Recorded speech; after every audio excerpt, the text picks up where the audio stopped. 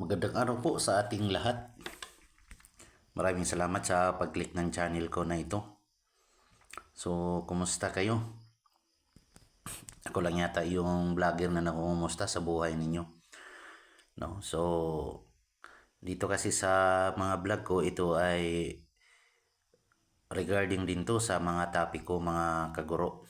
No? So, ang Araling Panlipunan 9 sa quarter 4 ay isa sa mga napag-usapan itong industrial sector o sektor ng industriya. So, halika at pag-usapan natin at mag-comment na lang kayo kung ano yung mga naintindihan pa ninyo o kaya kung ano yung mga idea ninyo about sa industrial sector. So, ang aking maipaliwanag ay hanggang abot lang sa aking makakaya, no? At saka dito ay mas lalo pang maunawaan natin ang ating talakayan once na magbigay rin kayo ng mga additional information about sa topic natin.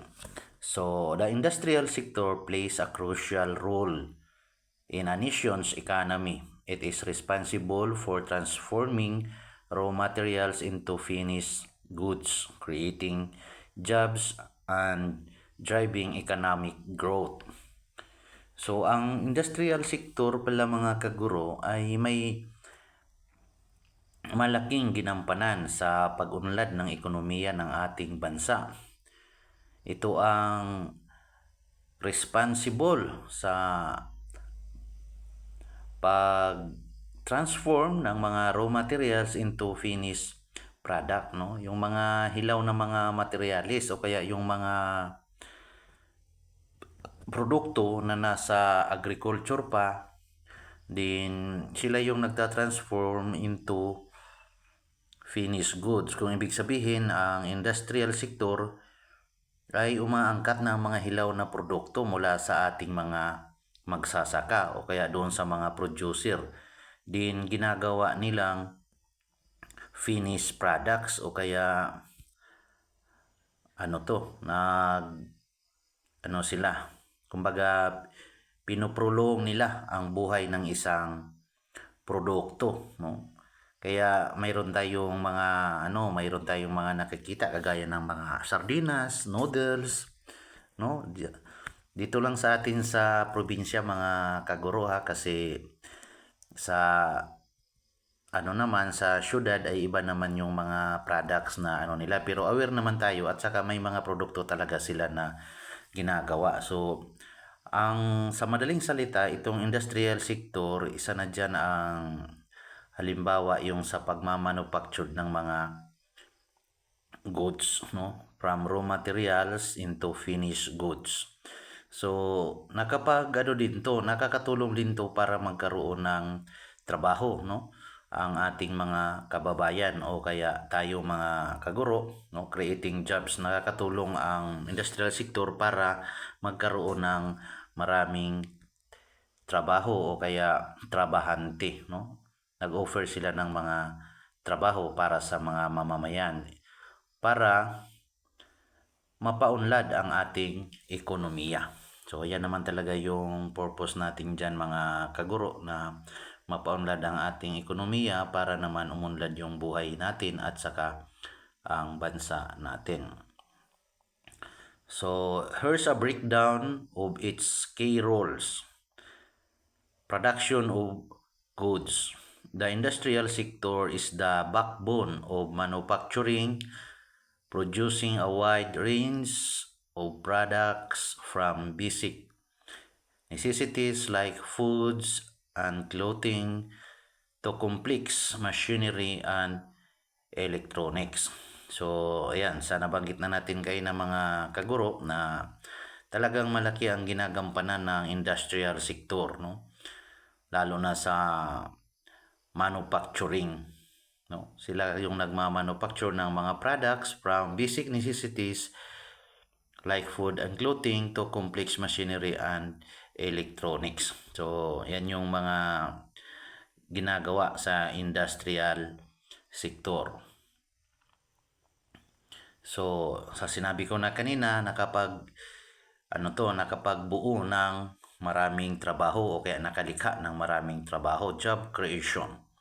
Industries provide employment opportunities for a significant portion of the workforce, contributing to income generating and overall economic well-being. So, siyempre, pag mayroon ng mga trabaho, ay malaking may ambag nito para sa pag-asinso ng ating bansa. So, yan, job creation. Kaya nag-hire sila ng maraming factory worker, no? Maraming mga factory na nag-hire ng mga workers. So, yan yung ginawa ko dati nung pagtapos ko ng pag-aaral ay nag-a-apply ako ng mga trabaho dyan bilang factory worker o kaya kung ano yung mga trabaho na ino-offer nila. So, magpasya lang tayo sa mga manpower o kaya mga agencies. Economic growth. So, ito na yung kanina mga kaguro, yung isa sa mga banggit ko ng nauna na the industrial sector is a major driver of economic growth. Increased production, investment, and innovation in industries lead to higher GDP and improved living standards. So, halos nabanggit na natin kanina, no? Pero, mas magandang may paliwanag natin isa-isa na para mas lalo nating maintindihan. So this is the major driver of economic growth.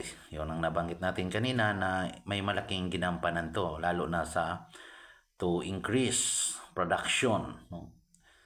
Paggawa ng maraming mga produkto dahil marami na rin tayong mga Pilipino. Investment, no?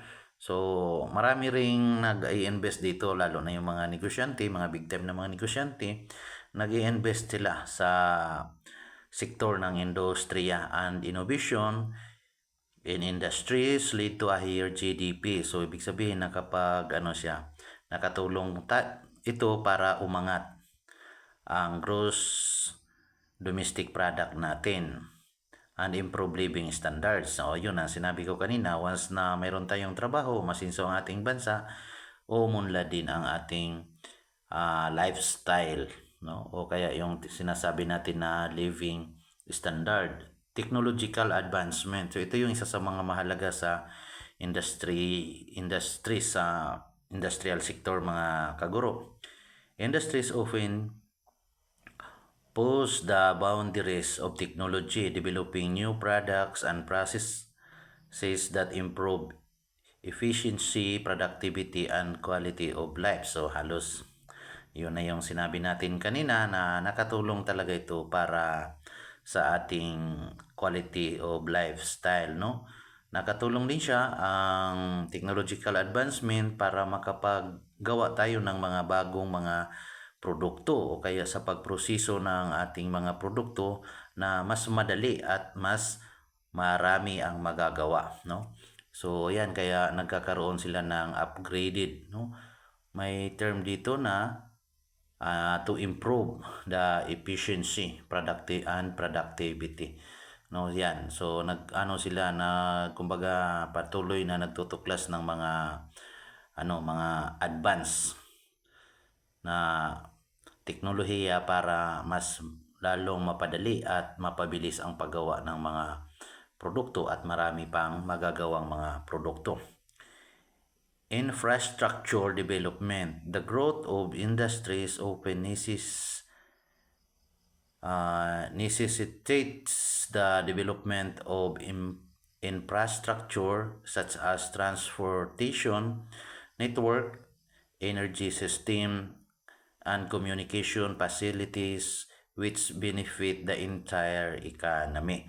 So yan, ang infrastructure natin ay talagang kumikilos para matugunan yung pangangailangan ng mga industriya, no? Ganon din sa transportation networks, no? Ang transportation networks dito binabanggit yung kagaya ng sa pag-imbento ng mga sasakyan, no? May mga na ngayon, may mga may mga tawag nito e-bike na ngayon, no? Para daw para maiwasan yung pollution. At saka mayroon namang mga train ngayon na mabilis na yung pagpapatakbo nila na mura at saka quality, no? Energy system. So, yan, isa yan sa mga ngayon, pinagtutuunang pansin yung energy system natin, no? Yung pag-angkat ng mga langis. So, napapabilang din yan doon sa industrial sector. Tsaka yung mga communication facilities, yan, mapapansin natin, upgraded na yung mga cellphone natin, no? At saka yung infrastructure. So, nagkaroon sila ng mga improve nila o kaya nagkaroon ng development para maka-benefit naman yung natin, ekonomiya natin. At saka tayo talaga mismo, tayong mga tao ay makapag-benefit sa bagong mga na-improve o kaya mga na-develop through infrastructure. Okay. The industrial sector is interconnected with other sector. So magkakaano sila, interconnected, ibig sabihin magkakadugtong, like agricultural or agriculture services, no, and government. So magkasama yan, creating a complex web of economic activity.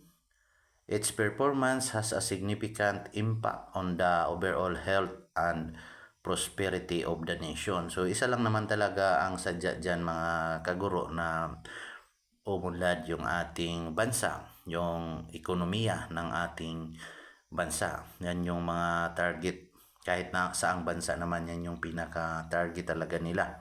No? So, dapat bigyan pansin, no? Kaya pagtuunan din natin ng pagpansin yung mga agricultural services na titingnan ng gobyerno yan, at saka makapag-create ng mga economic activity para tulungan yung mga magsasaka natin na ma-improve pa ang kanilang mga trabaho, tsaka yung sa kalusugan ng natin, at saka para na rin sa kalusugan ng ating bansa. So, yan yung natin. So, maraming salamat. Thank you for watching and listening.